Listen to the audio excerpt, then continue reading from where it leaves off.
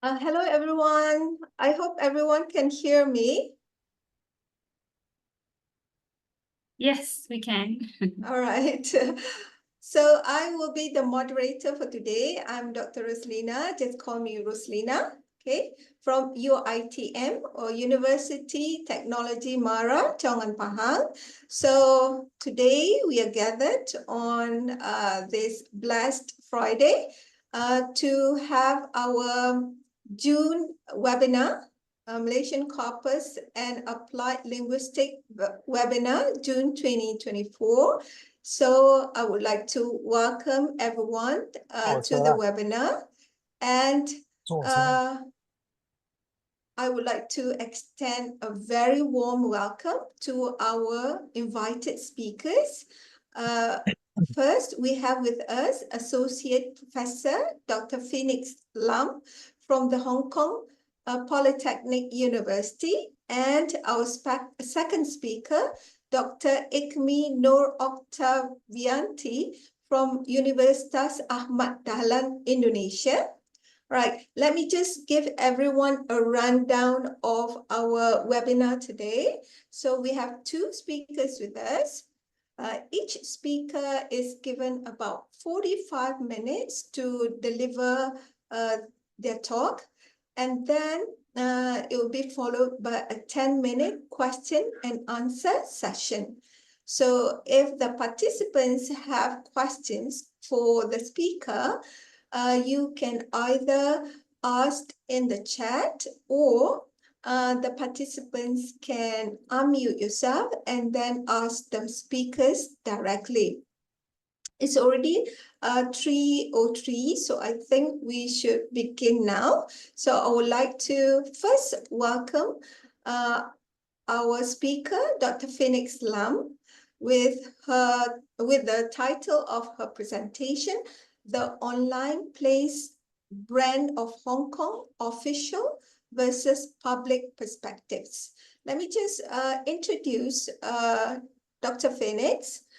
Dr. Phoenix is an associate professor in the Department of English and Communication at the Hong Kong Polytechnic University.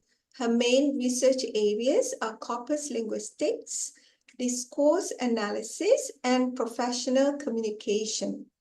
She is a member of the department's Research Center for Professional Communication in English.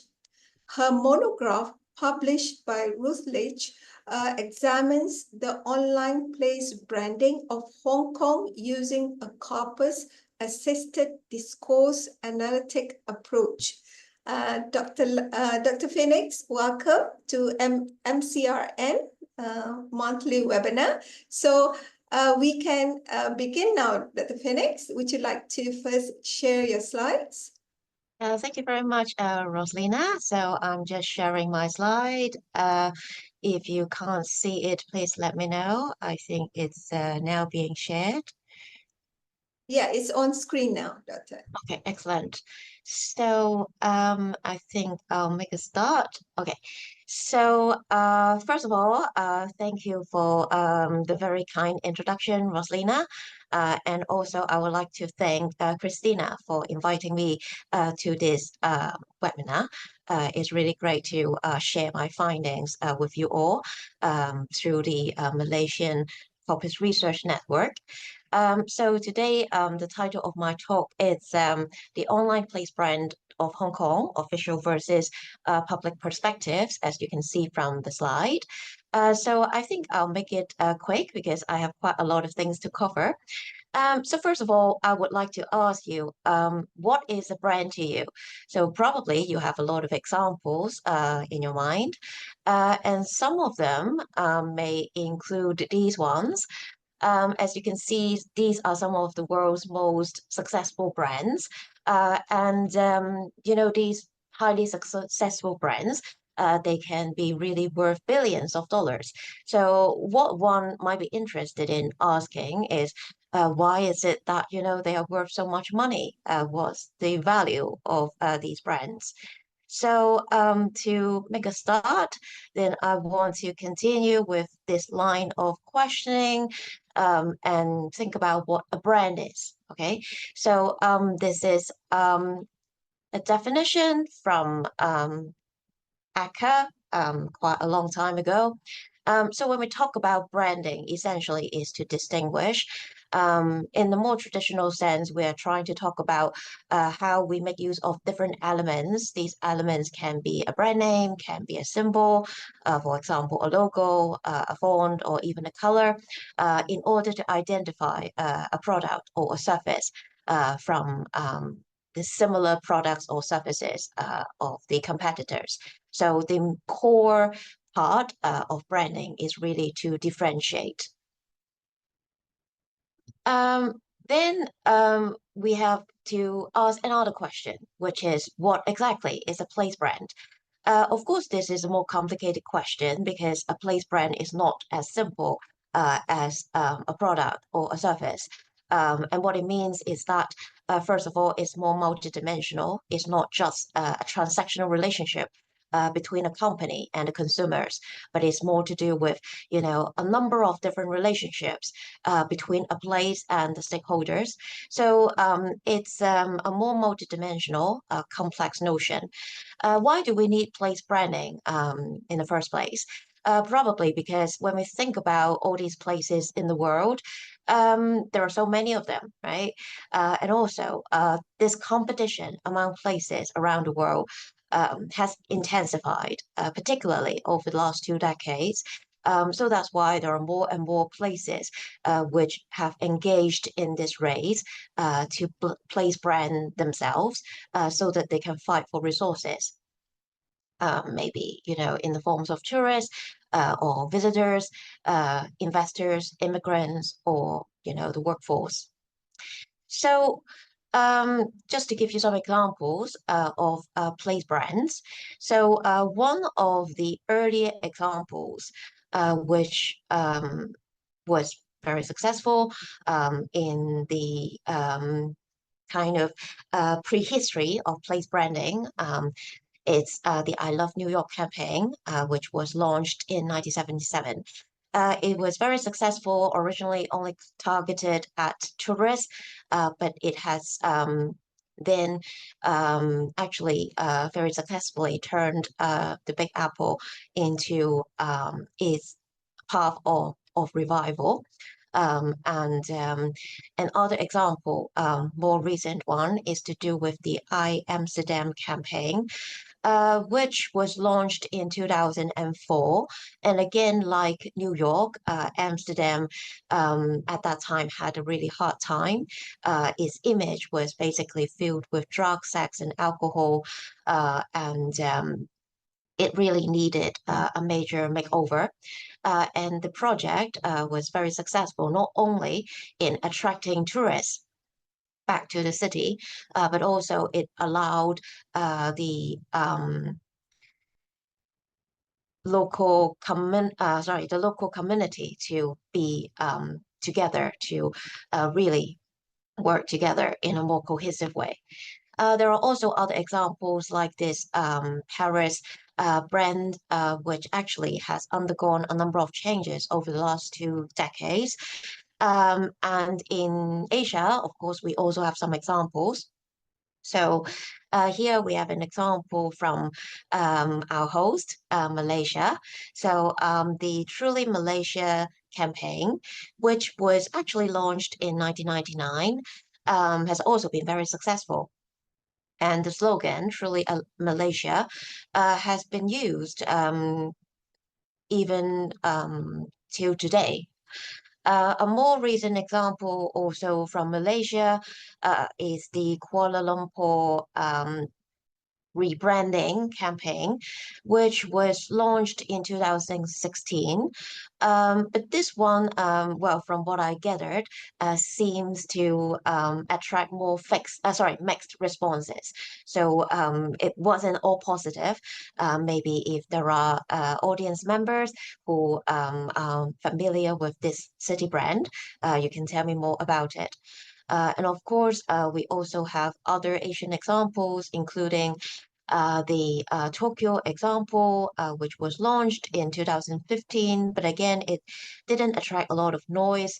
And today I'm interested in the place brand of Hong Kong, which was launched in 2001. So, what exactly is a place brand then? We have seen some examples. So, according to Sanker and Braun in 2010, a place brand is really this network of associations in the consumer's mind. And you can see if we look at this definition, it's still pretty much a more traditional transactional notion between consumers and a company. But here already we can see the value, the importance of communication in defining a place brand. Also, we can see when we try to communicate a place brand, the visual, verbal, and behavioral elements are really key to its expression. So language, of course, as the verbal expression, is a very important part of communicating a place brand. So given the complexity of place brands and the number and range of stakeholders involved, you probably can imagine no single definition thus far has gained universal currency. So it's quite an all-encompassing notion. However, more recent approaches to place branding, they tend to focus on the more coordinated, sustainable, holistic development of a place. So the focus has turned from the more transactional, market-oriented definition to making a place more livable and sustainable for all the stakeholders. So in this talk, I'm really interested in looking at two key notions related to the understanding of place branding. One is to do with brand identity, the other is to do with brand image. So what exactly are these two notions? First, brand identity is really on the producing end of place branding, is to do with the stakeholders' view on how they want a place brand to be perceived. So in other words, it's really the desired perceptions of a place brand from its stakeholders. But of course, because there are so many stakeholders, so we will very often need a centralized unit to coordinate all the efforts and to design, project, and formally deliver a brand identity campaign. On the other hand, we also have a brand image, which is on the receiving end of place branding. And that would be to do with the ways in which a place brand is actually perceived. So the actual perceptions of a place brand from its stakeholders. And of course, as we said before, there are many different types of stakeholders involved. So one major challenge is to really collate all these views from these different groups. And of course, it goes without saying that there are all these dynamic interactions between these two notions.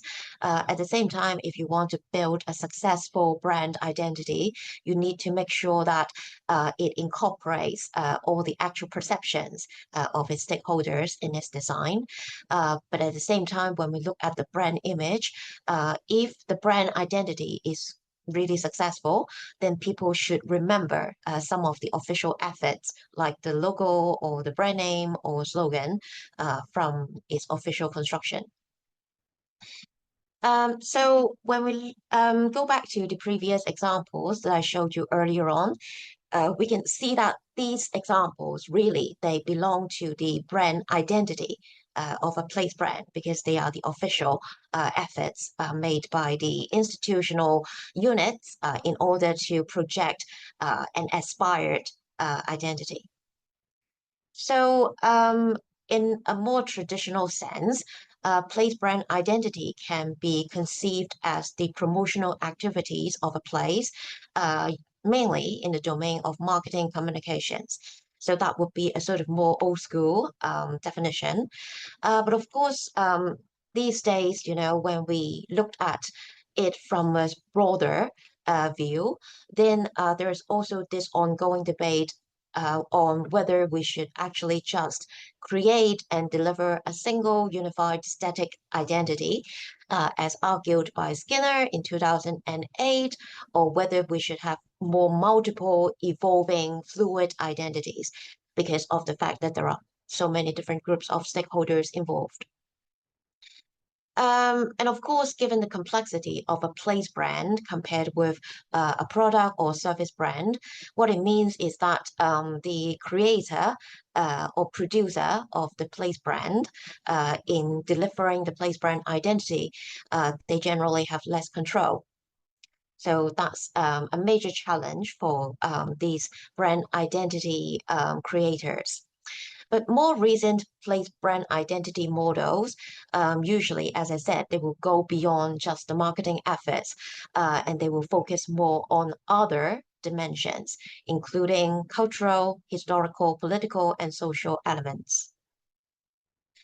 So here I show you a number of models, and as you can see here, many of these models, they are multidimensional, they have different kinds of elements, and on your left, for example, instead of just focusing on the present reason of existence of a place brand, which is encompassed by the notion mission, we also have the future self of a place, which is very often conceptualized through vision.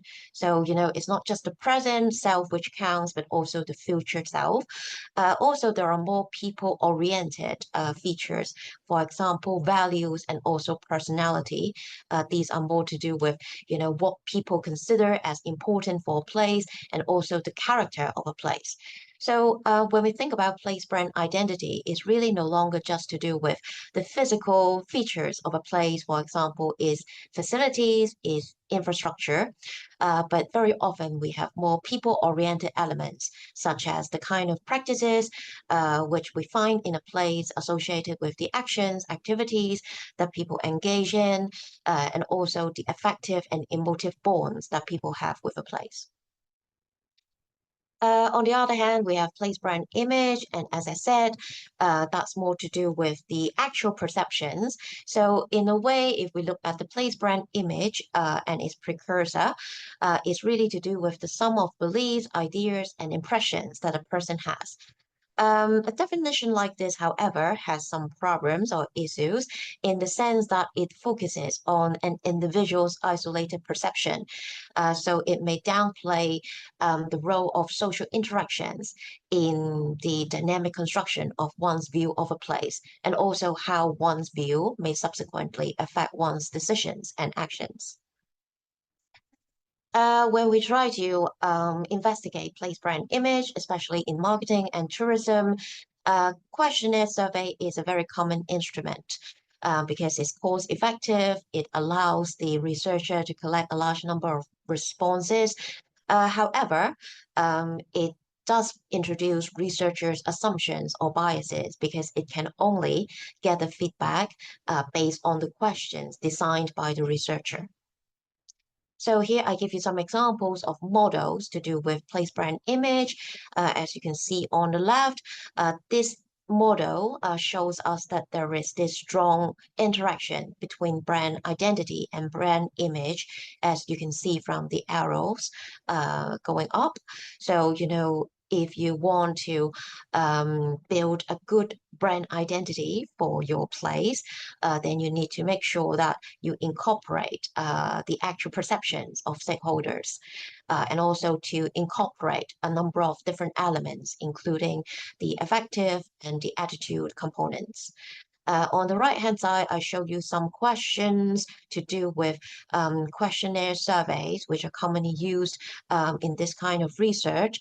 So the point of this kind of questions really is to investigate, for example, the relationship between different components of place branding. And also sometimes they want to check, for example, whether there are specific correlations between different questions.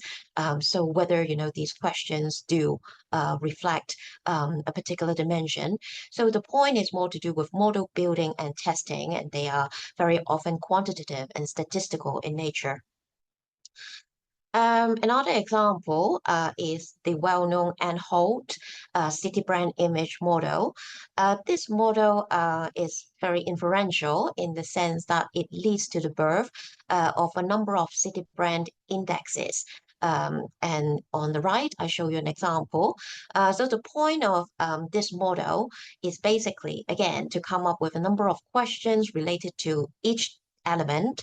And then for each element, then we can ask the respondents how they feel about a particular place. So you can see at the end, then the end product would be to evaluate and rank the cities and then put them on an index. And these kind of indexes has been hugely successful and popular.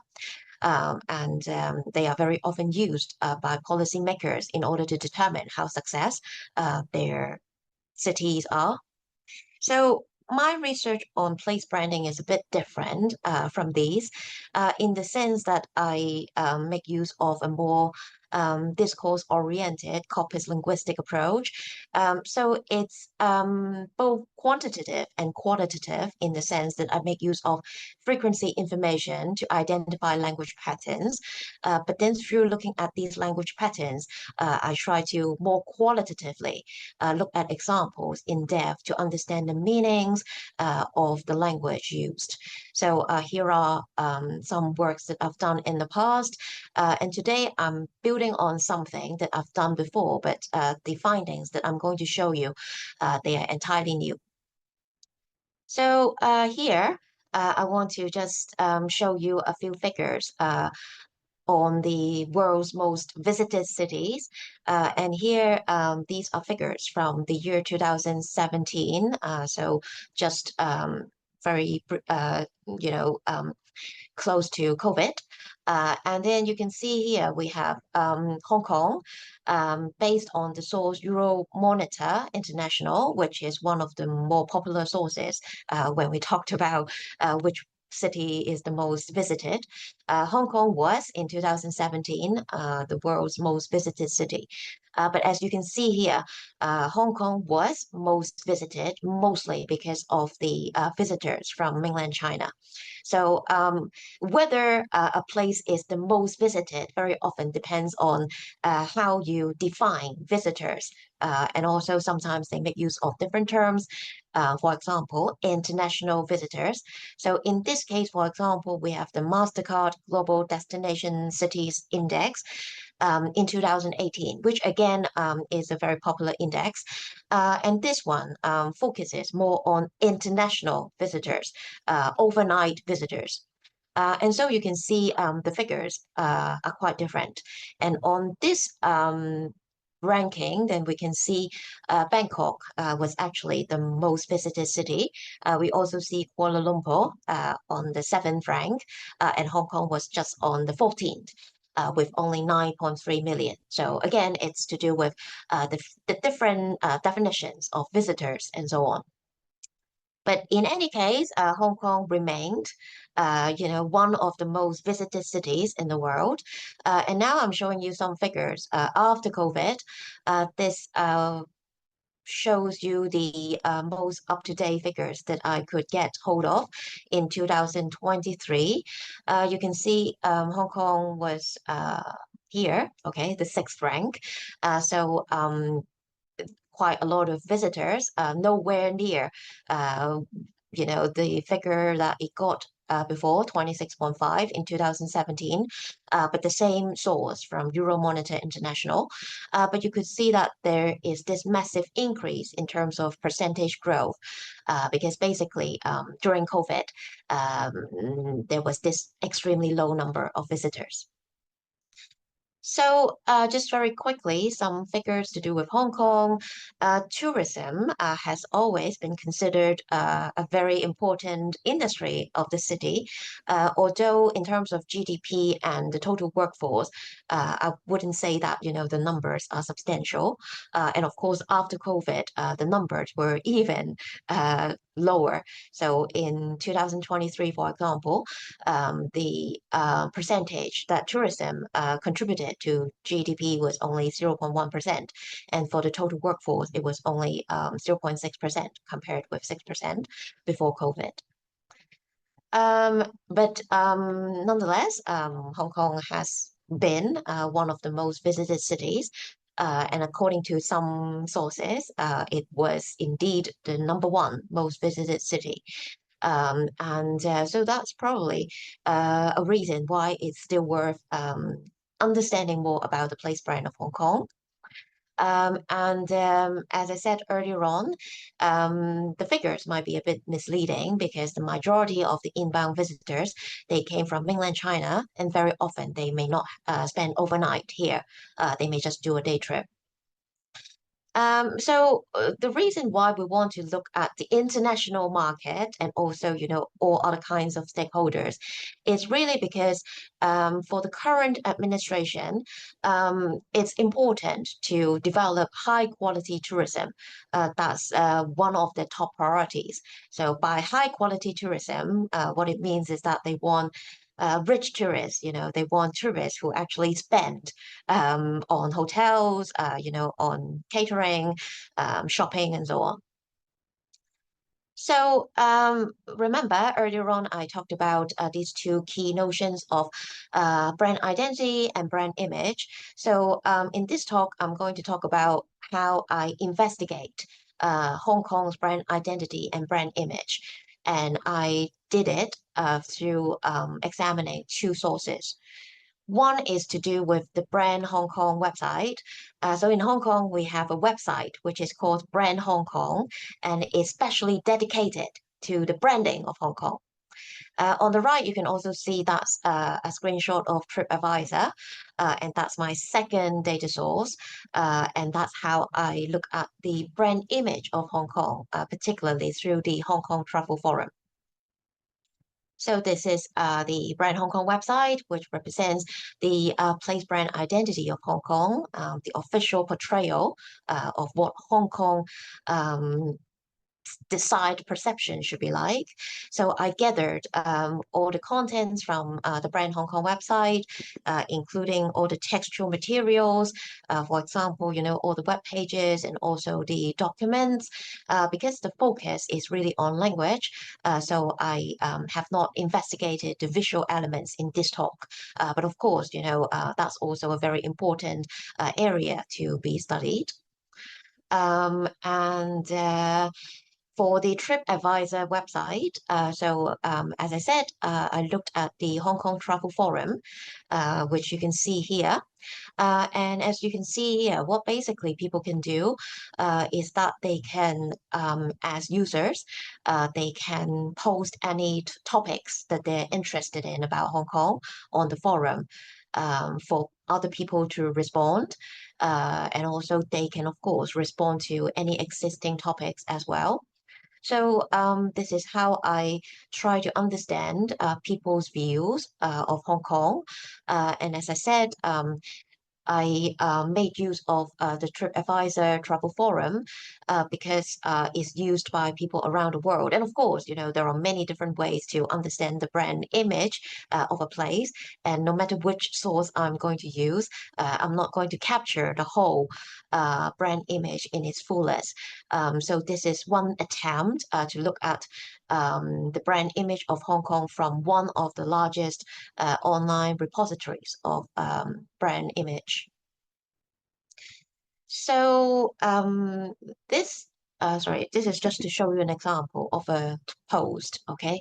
So I investigate thousands of these posts, well, tens of thousands of these posts to see what they talk about Hong Kong in terms of, what they have experienced, what they've done, or whether there are any explicit opinions that they have expressed.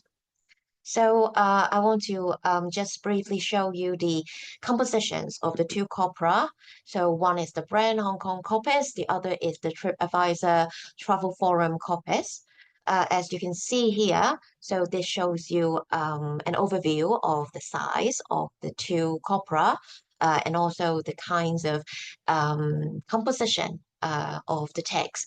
So as you can see on the brand Hong Kong corpus, because it's more formal and institutional, so there are more like longer full sentences, and the sentences usually, they contain more words, and also, there are more sentences per text.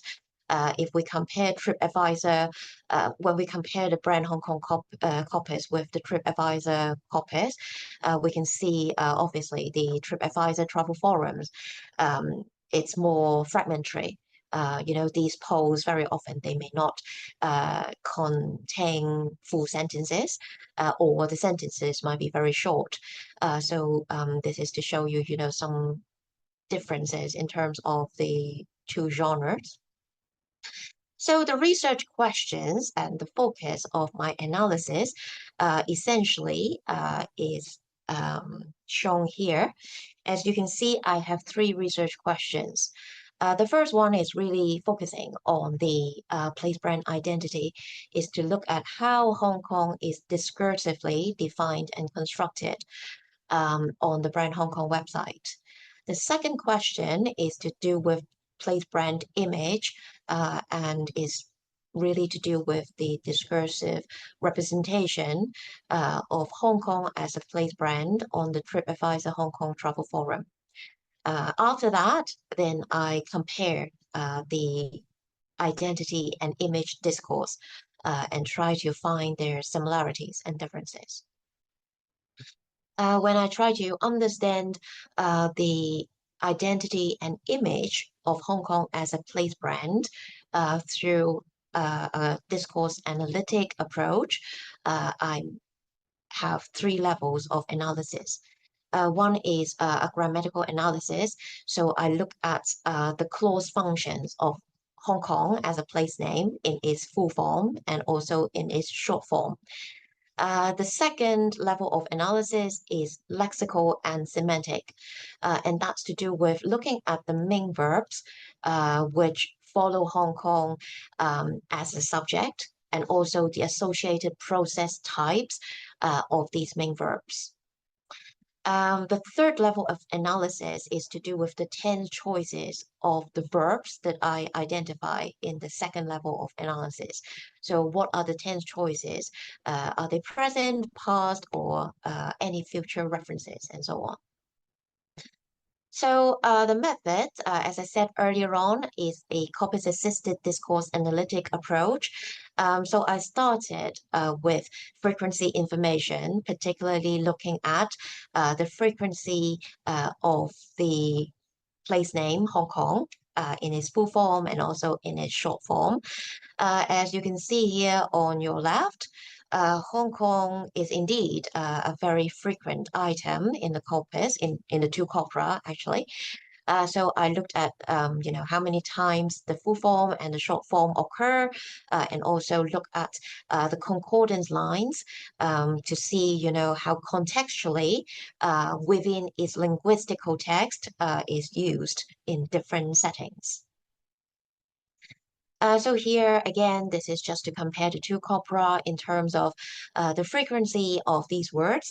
And again, I don't have the time to go through the details of these frequency word lists, but I trust that many of you are familiar with corpus methods, and you probably can see that Hong Kong is indeed a common, very frequent item in both corpora. So here, I've highlighted them. Okay, so after I've identified them, then what I do is I generate concordance and then try to understand them, as I said, in terms of the grammatical, lexical, and semantic features. So in the following, I don't know, 20 minutes or so, I'll try to explain the findings and share them with you all. So an overview, first of all, this is to show you how frequent Hong Kong as a place name is, both as a full form and also as a short form. As you can see here, they are both very frequent. You can see we have 2 figures here. One is the total number of Hong Kong. The other is Hong Kong as the place name of the city.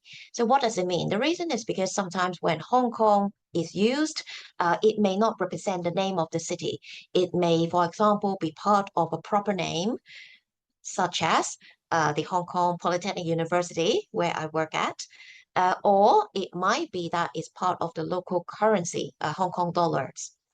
Or sometimes it might be the physical or online address, like here. So these kind of instances, they are excluded because they are really not about the city's name. So that's why you can see there are two figures for both the full form and the short form. So after manually excluding these irrelevant instances, then I examined all the occurrences of Hong Kong denoting the name of the city for their linguistic patterns. So the full form Hong Kong, okay, so as you can see here, it's really quite frequent, and in the place brand identity discourse in particular is substantially more frequent. Whereas the short form HK is actually more frequent in the image discourse. Again, this might be related to the genre of these two particular corpora. So the short form is probably more preferred because of the fact that, you know, the forum users, they are more likely to use informal language. The informality of the text in the forum definitely plays a part in contributing to the very high frequency of the short form HK. But we also notice, as I said before, you can see if you compare these figures, Hong Kong as the full form is almost 5 times as frequent in the identity discourse compared with the image discourse. And here I argue that it is a deliberate branding strategy. By repeating the brand name again and again, then it helps to promote brand familiarity. So next, we move on to look at the first research question and also the first level of analysis, the grammatical analysis. As I said, we first look at the clause functions. So you can see here, I'm showing you these different clause functions. So grammatically speaking, because Hong Kong is a noun, it can function as the subject, the object, the complement, and also also the adverbial, but very often in the case in these two corpora, is part of the adverbial. So I've also given you examples here for each clause function, and you can see from the table the frequency distribution of these clause functions. So if we look at these 4 functions that Hong Kong can serve in a clause, Hong Kong chiefly functions as the subject. So more than half of them function as the subject. So because the subject is not just grammatically important, but it's also thematically prominent. It's the theme of a clause. So Hong Kong in the place brand identity discourse is constructed as a theme. It receives maximum prominence. And Hong Kong as a brand artifact, through putting it at the subject position, because very often it's at the beginning of a clause, so it's much more instantly recognizable. So again, like repetition, I would argue this is a deliberate strategy in order for people to remember Hong Kong better and to raise awareness of the place brand. So also the fact that the agent or the doer actor role is very often typically found in the subject. So by putting Hong Kong in the subject, it also infuses Hong Kong with this sense of positive level of agency and energy, which will not be possible if Hong Kong actually serves as other clause functions. So next, we look at the lexical and semantic analysis, and we are trying to look at when Hong Kong is just the subject. So we're focusing now on Hong Kong in the subject position. What kind of main verbs follow it? So when we look at the findings, we can see that actually, when Hong Kong serves as the subject, then the most frequently occurring main verb is the lemma be in the present form. So that's really a very substantial number, followed by has and also ranked and ranks. So when we look at the meanings of these verbs, what we can see is that these verbs, they are very often associated with the construal of relational processes, meaning that they are trying to show us a relation between Hong Kong and some other entity in the complement position. So the point is to identify Hong Kong as something or classify Hong Kong as a member of a group, or it might be that we are trying to say Hong Kong owns something. So these are the kinds of meanings which are most typically associated with the main verbs following Hong Kong as a subject. So here you can see a number of concordance lines, which I show here in order to try to show you, the point about identification, classification, and also possession. So you can see Hong Kong owns a number of things. For example, a tax regime, a total of US dollars 3.1 trillion in assets and so on. Hong Kong is a dynamic business, finance, trading, shipping, and I don't know, economic hub. So these are ways in which Hong Kong has been conceptualized in the place brand identity discourse. So this is also a very interesting trend in the discourse, because what we see is very often Hong Kong is not just being given some sort of identity or quality, but Hong Kong is also placed on some sort of rank. And this is, although not as frequent as the use of is or has, but it's indeed, one of the more frequent lexical verbs just following be and have. So Hong Kong is very often portrayed in this very competitive way that, it competes in some sort of race and that it gets one of the top positions. And that's one way to define what Hong Kong is. So next, we move on to the final level of analysis, which is the associated tense choice. As you can see here, most of the instances of Hong Kong as the subject are followed by a main verb in the present tense. So Hong Kong is predominantly constructed in the present. And as we can see from the previous table, 4 out of 5 of the top main verbs actually are to do with the present form. And this preference for the present tense is not only found when Hong Kong is the clause subject, but actually it's throughout the brand identity discourse. And we can see that the use of is, the present form is, amounts to more than 70% of all the occurrences, 3 most frequent verb forms. So in the discursive construction of the brand identity of Hong Kong, the sole emphasis seems to be on the current self, with very little reference to the past or future self. Now we move on to the summary of this place brand identity discourse. So Hong Kong frequently functions as a subject, and it co-occurs with these verbs, is, has, and ranks. For the nouns, it occurs with business, finance, China, and related terms. And for the adjectives, global and main are very often used.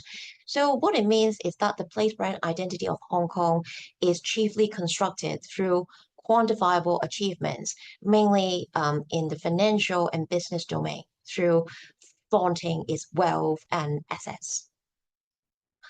Next, we look at the place brand image of Hong Kong. And again, we look at first the clause functions. So if we look at the clause functions, we can see it's quite different. This time, we can see that Hong Kong functions more as an adverbial rather than as the subject. So it's constructed as circumstantial information, playing a more peripheral role. And also, Hong Kong as a place name is not the focal point because it's not really the subject, it's not the theme of a clause. So you may wonder, what exactly is the subject? The subject is very often represented by the first person pronoun I, and I represent all the forum users.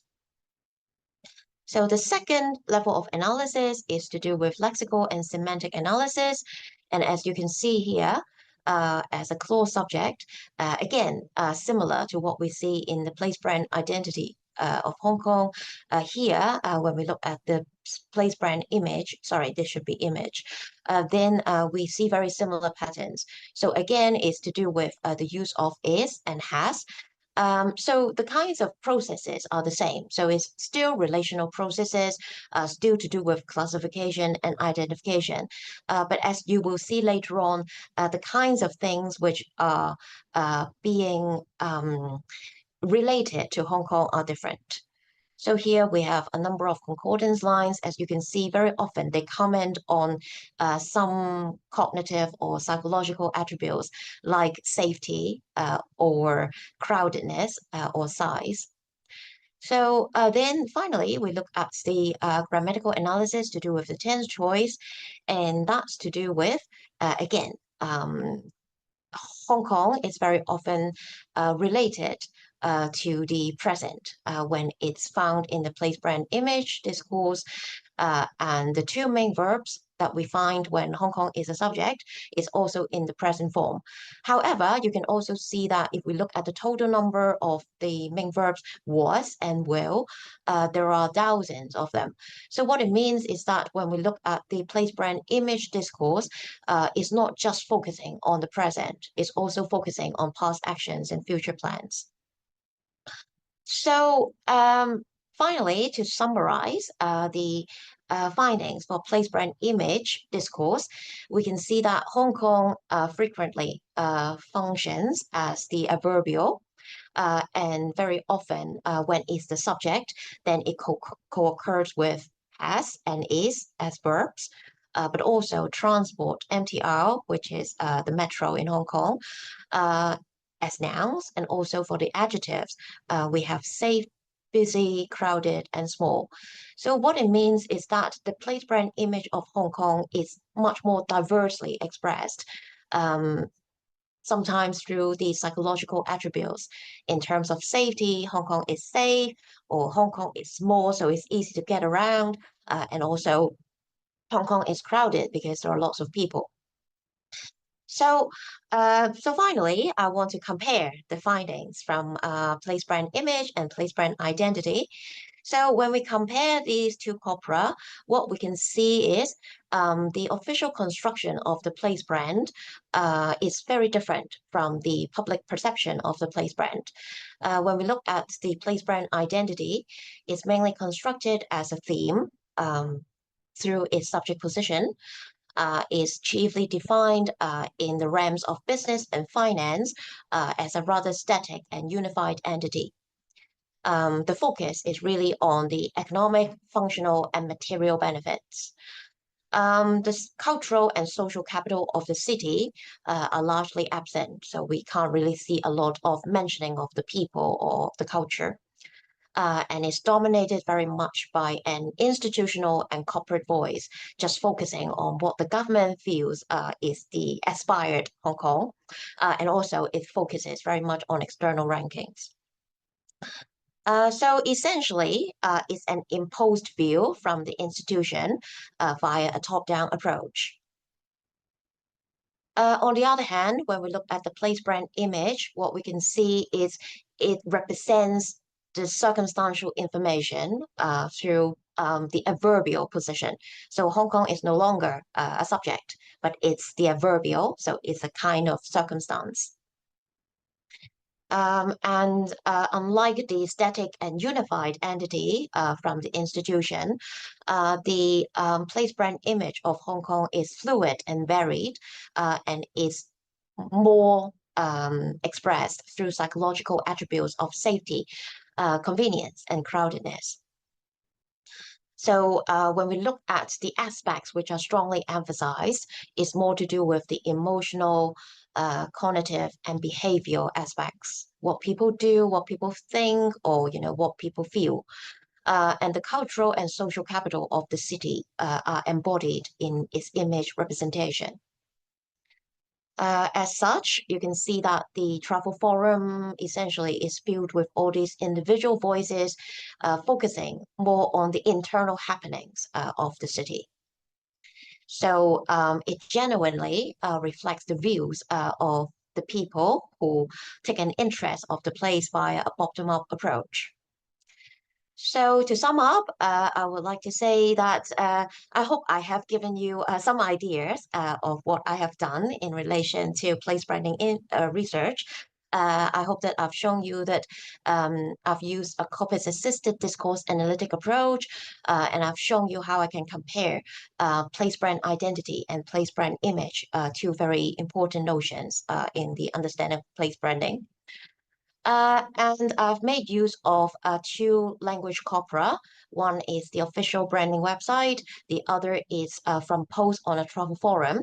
I investigated them, I compared them, and I do 3 levels of analysis, grammatical, lexical, and semantic. And I do hope that I have identified and shown you some similarities and differences between these two forms and also between the two corpora. So the findings have revealed a number of key differences between how Hong Kong as a place brand is officially constructed and also publicly perceived.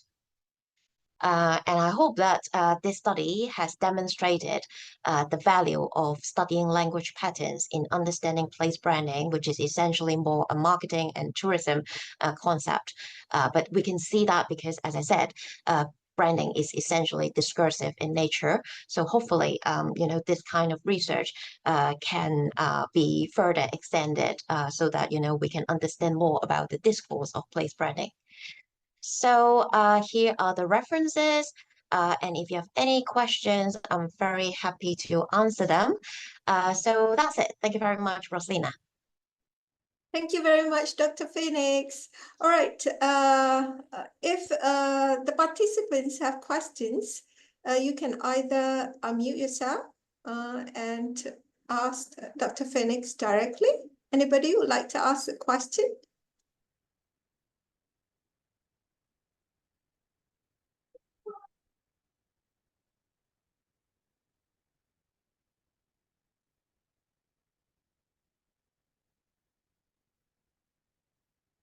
Anyone? Or you can type your question in the chat box. Hello, I have a question. Oh, yeah. I missed it. Can you tell me where did you get your data to analyze? And when you analyze it, where is the what's the relation between HK, the Hong Kong, and the brands? As I said, so here, in this, comparison, you can see the two corpora. One is from the brand Hong Kong website. The other is from the TripAdvisor Hong Kong Travel Forum. Oh, yes. I didn't know it's a website, brand Hong Kong website. Yes. Yeah, so maybe you can later on watch the recording so that you can go back to the missed part at the Thank you. beginning. Thank you, Abdullah, for the question. Any more from the participant? Hi, Christine. You would like to ask a question? Go ahead. Nice to meet you finally. Yeah, I just have one question. Thanks for inviting me. Yeah, no problem. Yeah, very happy to hear from you, and it's a very clear research and presentation. I think my camera, something is not quite right with my camera. It's a little dark, but never mind. So one question, just want to pick your brain. Yeah. What kind of research do you suggest us to do using the framework that you have been using, and for I don't know whether we can do replicate your research for something in Malaysia, or do you have any other suggestions? Yes, definitely. I think one very interesting way of, expanding this line of research is to do other cities, right? So, for example, I would be interested in looking at Kuala Lumpur and then see, for example, whether there are any differences in terms of the perception of Kuala Lumpur and Hong Kong, So maybe, Hong Kong people focus on safety and, how crowded it is or how small it is. But maybe in KL, it would be something different. So it would be very interesting to do this kind of comparative analysis, looking at different cities.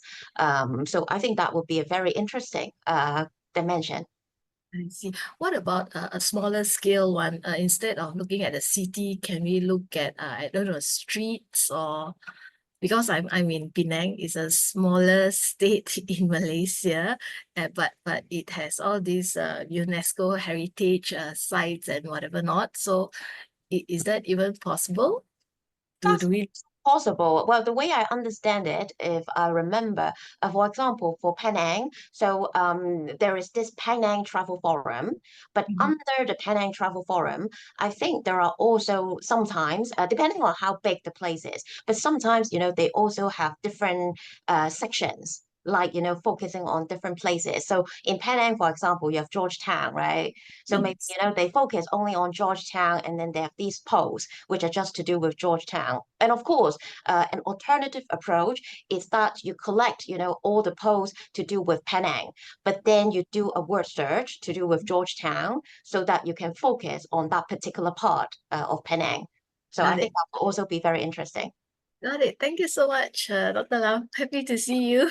Thank you. Yeah, it's really great to see you, Christina. Dr. Phoenix, I think some of the students might be wondering what tool do you use to gather your data or to scrape your data from TripAdvisor? Right. Well, for that, you probably need a crawler. So you need a kind of computer program in order to crawl the data. I used a Python program in order to crawl the data. And I'm sure these days, because we have generative AI, right? So it's also possible that, you work with generative AI and then try to come up with a program which will help you to do things like that. All right. Thank you so much, Dr. Phoenix, for a very insightful presentation. Yeah, I think, from your presentation, we can see another way we can use corpus methodology to analyze something. In Malaysia, this study is not very common yet for information. Yeah.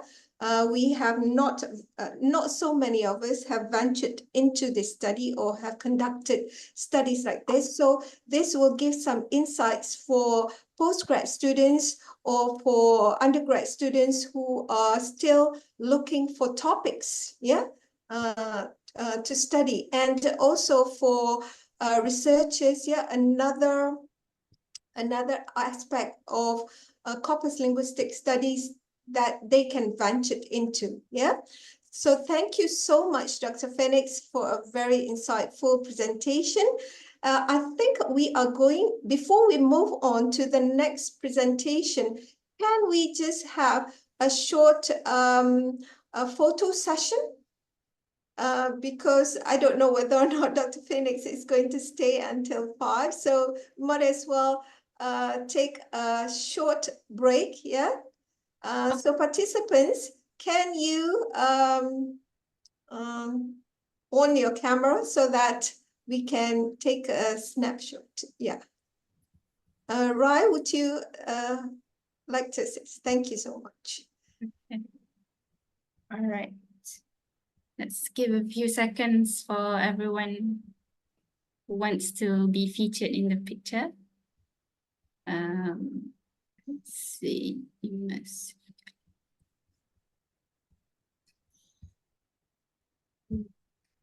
Oh, it's nice to see you, Abdullah. Abdullah has been very Oh, wow. active yeah, in Yes. our group. As so as Abdul Kadir. Okay, let me take the first photo. Okay, smile everyone. Okay, and then maybe a second one if you want to do some freestyle. 1, 2, 3. Okay, all right, done. All right, thank you very much, everyone. Thank you, Dr. Phoenix. Thank you.